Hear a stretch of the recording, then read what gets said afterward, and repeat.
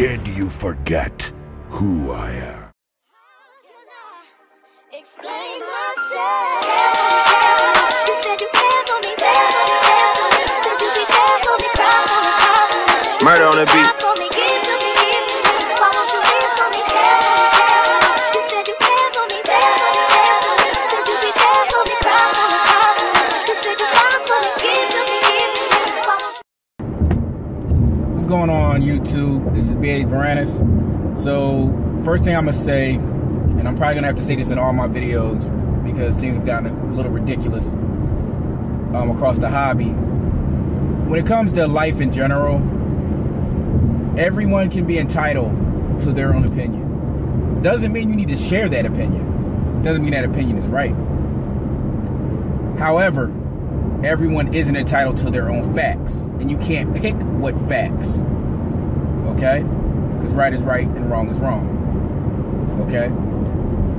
Now, the reptile trade as a whole, no matter if it's monitor lizards, gators, chameleons, doesn't matter. Okay? We are using well-established, long-term best practice that have been developed by those before us. Okay? You're gonna hear a lot of self-proclaimed forefathers that say they discovered this, discovered that, discovered this.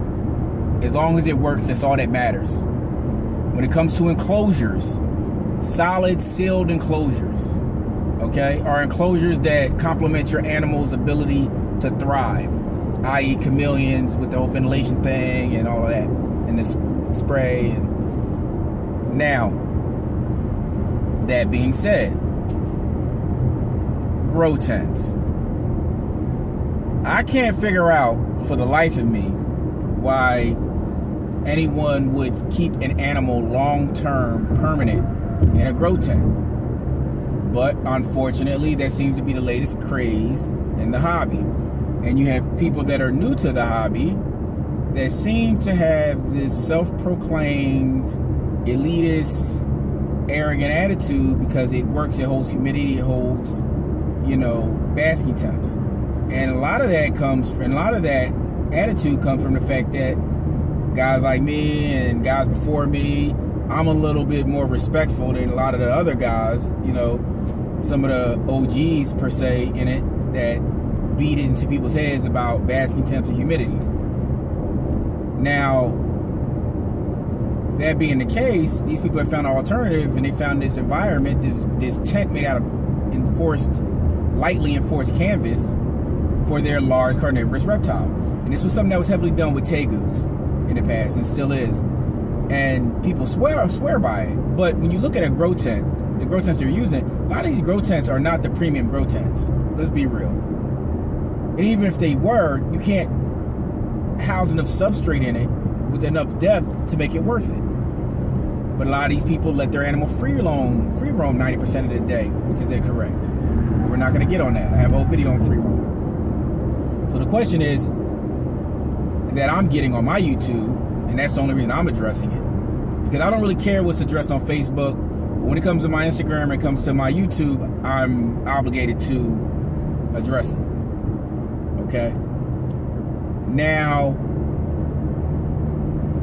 I think they're wrong. I think they have their place for temporary care, as in ICUs for severe rehabs, distributors that are selling at expos that need to keep animals in a premium environment for 1 or 2 days, hatchlings if you're a big breeder and you just got way too many eggs. I understand, I get it. But that's not the case. These people are making these things permanent homes for these animals because it's convenient for them and not the animal.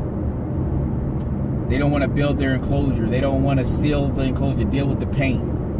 You're going to build enclosures. You're going to rebuild them. That's the part of the hobby that gives it its culture, that gives it its appeal. But if you don't find that appealing, you might want to find a new hobby. God forbid your animal rips apart the canvas. And an animal that would rip apart canvas, it would have to be a healthy animal, number one. It would have to be an animal that excavates a lot, which would result in sharper claws. It would have to be well fed and properly fed and not overfed, vibrant, you know, bright-eyed, bushy-tailed, and moving all over the place. Okay? That would have to be the scenario. But a lot of people have obese animals, so they think it's okay.